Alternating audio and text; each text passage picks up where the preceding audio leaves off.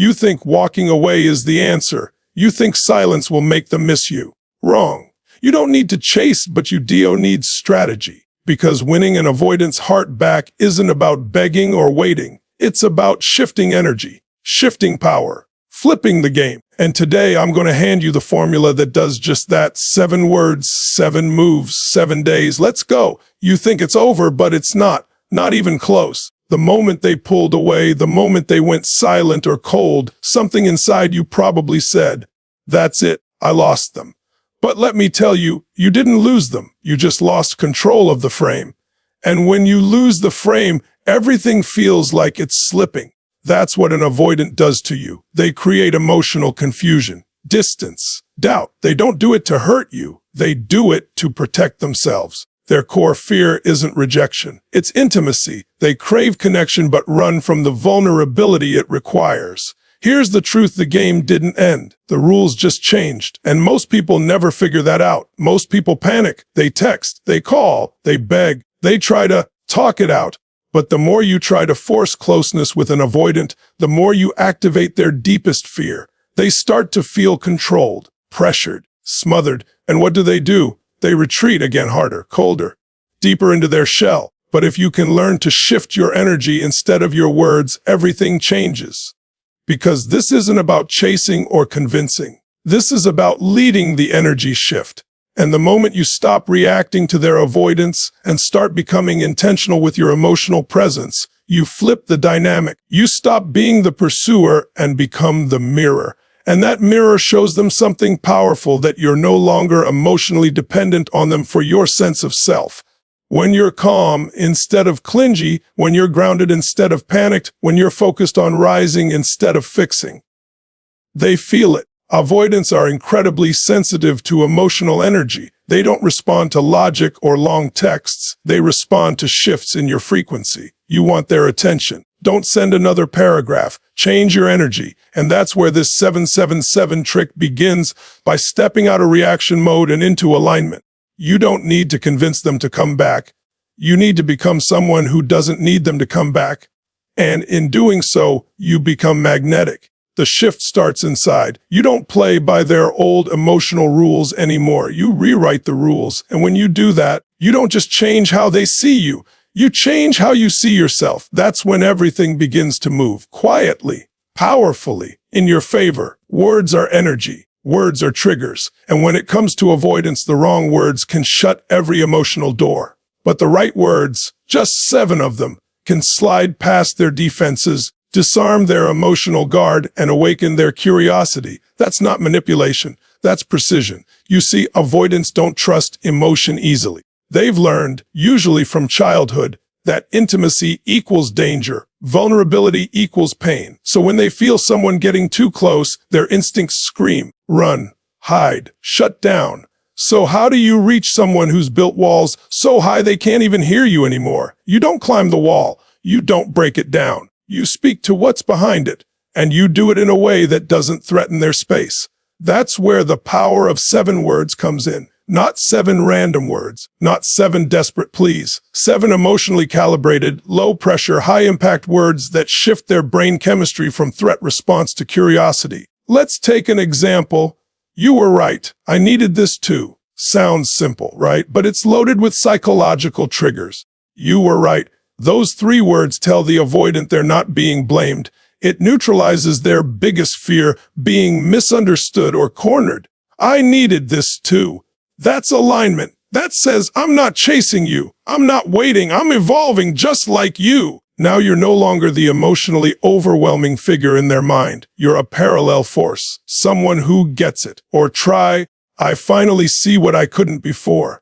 That one line signals growth, and avoidants are always drawn to people who seem self-contained, self-aware, and non-demanding. That sentence doesn't ask them to open up. It simply suggests that you have, and that creates a spark, because now you've become emotionally safe to them. The 7-word principle works because it bypasses logic and appeals to the nervous system. Avoidants aren't analyzing your words. Their brain is scanning for safety. Are you a threat or a mirror? If you come at them with demands, pressure, or emotional weight, they run. But if your words carry calm, grounded energy, Curiosity gets triggered. That's how re-engagement begins. So the next time you're tempted to pour your heart out or type a long message, stop. Ask yourself what 7 words could flip the emotional tone. What 7 words can make them stop scrolling and start wondering?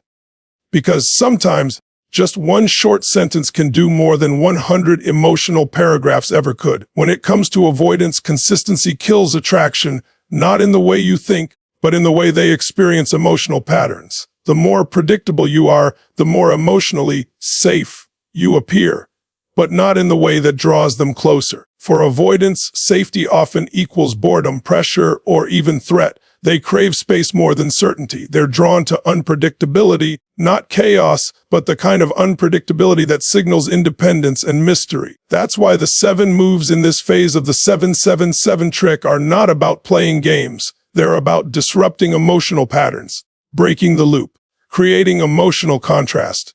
Let's say up until now you've always watched their stories. You've liked their posts, maybe even dropped the occasional comment to stay visible, predictable. Subtle pursuit. But what happens when you suddenly stop watching their stories? What happens when your digital presence vanishes? You don't announce it. You don't make a scene. You just disappear. That's the first move, invisible energy shift. You haven't blocked. You haven't unfollowed. But your absence suddenly becomes loud. Then comes the second move, strategic reappearance. But not toward them. Toward yourself. You post content that radiates self-awareness, peace, elevation. No cryptic quotes, no emotional bait. Something simple like a serene nature photo with a caption like, "Sometimes losing yourself is how you find your truth." That's not noise. That's signal. That tells them you're not waiting. You're growing. The third move, delay your reactions. If they do reach out, don't jump. Don't reply within seconds. Let space speak. That delay, that pause, tells them subconsciously that your center has shifted, that they are no longer the axis of your emotional state. Another move, change the tone when talking to mutual friends. No more, "I don't know what happened between us," or "I miss them." You speak like someone who has re-entered alignment with themselves. That energy gets back to them, not in words, but in shifts. These 7 moves are about one thing, energetic unpredictability. They make the avoidant stop expecting you to be the same. They create subtle friction, the kind that doesn't push them away, but pulls them in through curiosity. You're not chasing. You're not cold. You're unreadable. That's magnetic. That's how you move from being emotionally safey and easy to dismiss to being emotionally compelling and impossible to ignore. This is where most people get it wrong. They think silence is just another version of punishment. They go no contact with the secret hope that their absence will force the avoidant to come back, say something, miss them, chase them. But that kind of silence is passive. It's rooted in desperation. It's silence filled with noise, obsessive thoughts, emotional checking, scrolling their profile, wondering what they're doing every minute. That's not real silence. That's emotional attachment disguised as detachment. And believe me, avoidants feel that energy even when you say nothing. What we're talking about here is different. This is intentional silence. 7 days, not to punish, not to manipulate, but to reclaim. This silence is a sacred pause, a conscious break from the old version of you that was emotionally dependent on their every move. It's not about whether they miss you in those 7 days. It's about who you become while they're gone. Because here's the truth. If you stay emotionally hooked during that silence, you're still stuck. You're still waiting. But if you spend those 7 days turning inward, facing the parts of you that begged, chased, compromised too much, something inside you begins to shift. You begin to separate who you truly are from the version of you that was trying to earn love through overgiving, over-explaining, over-waiting. Use that time to rebuild your nervous system. Journal, meditate, move your body, take back control of your mornings. Read something that sharpens your mind, not to distract yourself from the pain, but to realign with your power. The avoidant isn't the point anymore. You are. And something powerful happens when you do this. Without saying a word, you send out a new frequency. The kind that says, I'm no longer stuck in the story where I wait for you to wake up. And whether the avoidant reaches out or not during those 7 days, they feel that shift. They may not understand it, but they'll notice the emotional vacuum, the sudden lack of neediness, the peace in your silence. That peace becomes louder than words, because real silence isn't the absence of contact. It's the presence of self. 7 days. Just 7. Done right, they can change everything, not just how they see you, but how you see you. And that is where true power begins. Avoidants don't chase what's easy. They don't value what's constantly available, not because they're cold, but because emotional closeness triggers something deep inside them, a core fear of being engulfed, controlled, or trapped. The more certainty they feel from you, the more pressure they experience, even if you're coming from a place of love. That's why when you show up with full vulnerability, hoping they'll meet you halfway, they back off. But it's not you they're running from, it's the fear of losing themselves inside intimacy. So what do you do when your instinct is to pull them closer, but every time you try, they disappear? You reverse the emotional dynamic. You stop proving your value. You stop showing up in ways that scream, I'm still here for you if you change your mind. Because even if you don't say it directly, your presence communicates it, and they feel it.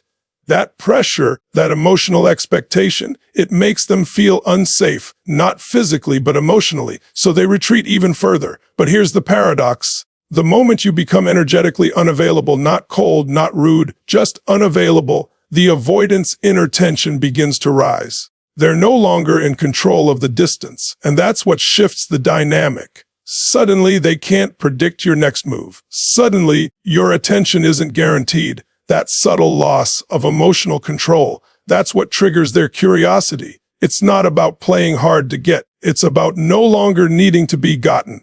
When you stop explaining, stop checking, stop trying to be seen, the avoidant begins to notice the absence. Not because you're gone, but because your emotional energy is no longer circling them like a satellite. This is how you create space that invites rather than repels. You don't fill the silence. You don't remind them you exist. You let the space speak for itself. And in that space, they begin to wonder. What's changed? Why do I feel this absence so sharply? Have they moved on? Are they letting go? That emotional reversal, where you're no longer emotionally available in the way you used to be, is the seed of reattraction. Because now the avoidant is faced with a new puzzle, someone they couldn't fully handle when you were close, but someone they can't quite forget now that you've pulled away. That tension, that's where the magnetic pull begins. Avoidants don't miss you when you're always available.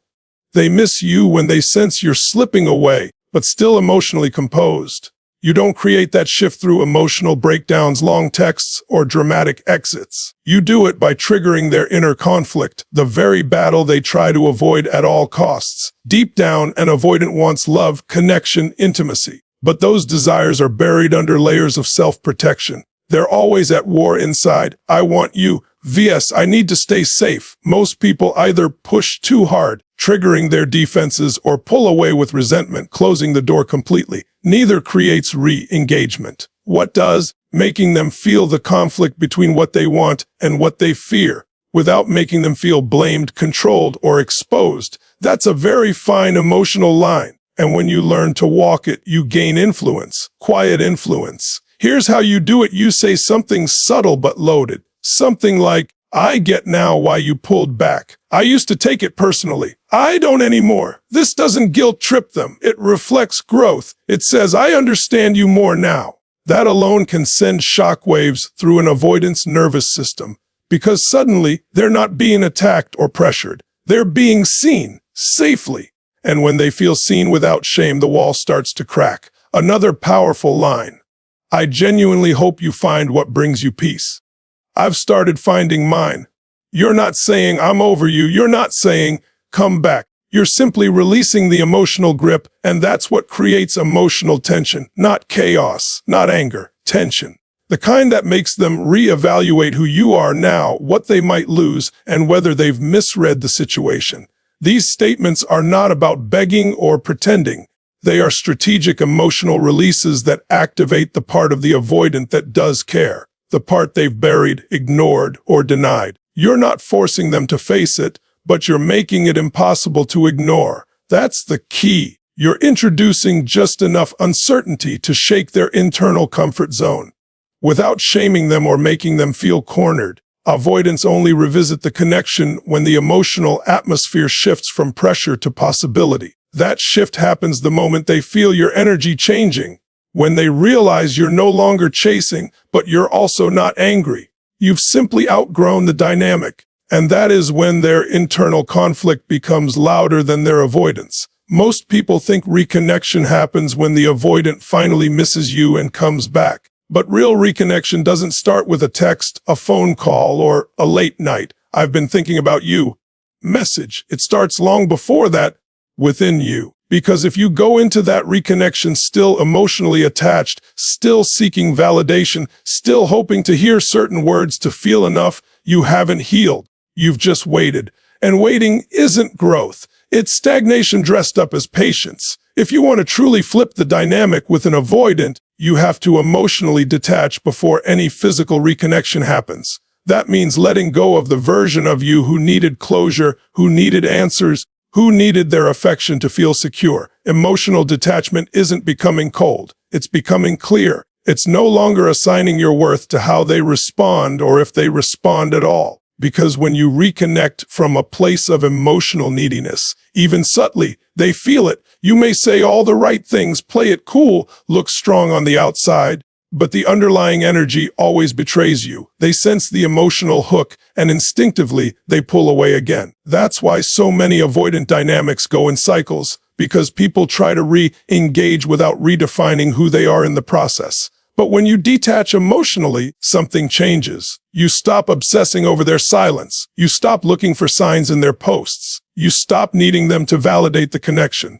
Instead, you begin to validate yourself. You redefine love not as something you chase or earn, but something you choose. Something that must meet you where you are, not where you used to be. And here's the paradox: the moment you no longer need them is often the moment they feel a pull again. Not because you're playing games, but because your energy no longer feels like pressure. It feels like power. That grounded, self-contained energy is magnetic. It's the exact opposite of the emotional intensity they fear. By emotionally detaching before reconnecting, you become someone who doesn't just want them back. You become someone who now asks, do they still fit into who I've become? That shift alone flips the frame. They're no longer the one deciding your worth. Now you're the one choosing. That's when the game changes. Not because you forced it, but because you outgrew the version of yourself that once begged for love instead of embodying it. As long as you're afraid to lose them, they hold the power. Not intentionally, not maliciously, but emotionally. That fear, that grasping energy, it radiates from your every word, your silence, your waiting, your overthinking. Avoidants are hyper, attuned to that kind of emotional dependency. Even if you're being low contact, even if you're not saying a word, they feel when you're still anchored to them energetically. And as long as you're anchored, they're free to drift.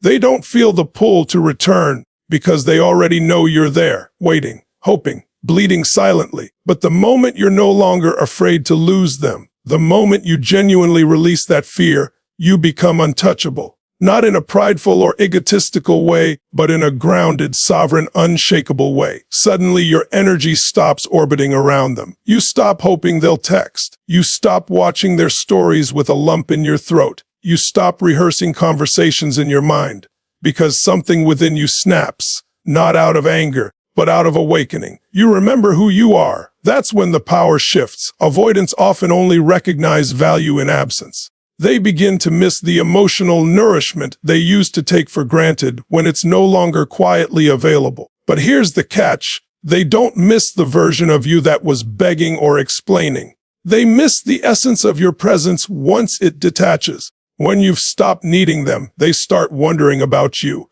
And it's not because you've become a mystery.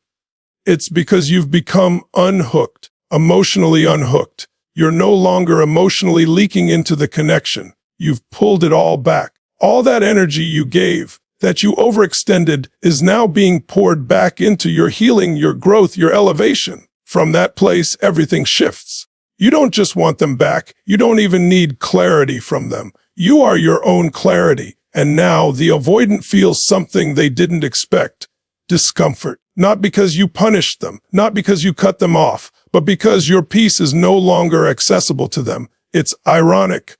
But often, the only way to truly flip the script is to let go of the ending you once prayed for. Not because it didn't matter, but because you now matter more. When your energy says, I'm okay with or without you, that's when they feel something stronger than desire. They feel respect. And that's the foundation of real, lasting attraction. Not fear, not control, but a deep knowing that you are whole with or without them. So now you know, getting the avoidant back isn't about begging, waiting, or trying harder. It's about mastering you. The 777 trick was never meant to manipulate them. It was designed to bring you back into alignment with the strongest version of yourself. You aren't here to chase someone who runs from love. You're here to become someone so deeply rooted in self-worth that anyone who walks away feels the gravity of what they left behind. That gravity doesn't come from silence alone. It comes from transformation. It comes from saying, I am no longer the person who overextends for breadcrumbs. Those 7 words, those 7 moves, those 7 days, they're a blueprint, not to get someone back, but to get your power back. When you use your words with precision instead of desperation, when your moves reflect clarity instead of chaos, and when your silence is filled with purpose instead of pain, you stop being a reaction to their behavior and start becoming the cause of their emotional shift. You stop pulling them with fear and start drawing them in with magnetism. And that's what they feel, even from a distance. That something has changed, that the emotional grip you once had is no longer there. This journey isn't about becoming colder. It's about becoming clearer. It's not about punishing them for leaving. It's about realizing you no longer need them to stay. That's the shift that flips the dynamic, because avoidants don't come back for the person who stayed the same. They come back when they feel a version of you that no longer needs them to feel whole. That emotional independence, that's what turns the tables. They don't chase chaos. They chase peace they don't understand, especially when it used to come from you. So if you've been sitting in silence, hoping they'll come back just because you disappeared, shift the question. Ask yourself, what am I doing with this space? Who am I becoming in this silence? Because the energy you build during those 7 days is what they will eventually feel. You're not waiting for them to open a door. You're building a new one entirely, and you're the one who decides who gets to walk through it now. In the end, this isn't about getting them back. It's about getting you back. The version of you that loved deeply, gave freely, and forgot your own value in the process. The version that's now rising, stronger, wiser, untouchable. When you shift from fear to freedom, from need to choice, from chasing to leading, that's when the avoidant begins to feel the one thing they've been running from, a connection that's no longer built on need, but on equal power. That's when they finally feel what they didn't expect, the pull of your peace. And that's the most magnetic force in the world. Thank you so much for watching this video. If you made it this far, it means you're serious about your growth, your healing, and taking your power back. That speaks volumes about who you are becoming. Remember, everything you desire begins with who you choose to be in this moment. If this message resonated with you, don't forget to like, share, and subscribe, not just for more content, but to stay connected to a space where your transformation is always the priority. Drop your thoughts in the comments. Your story matters here. Let's grow together, let's heal louder, and let's flip the narrative for good.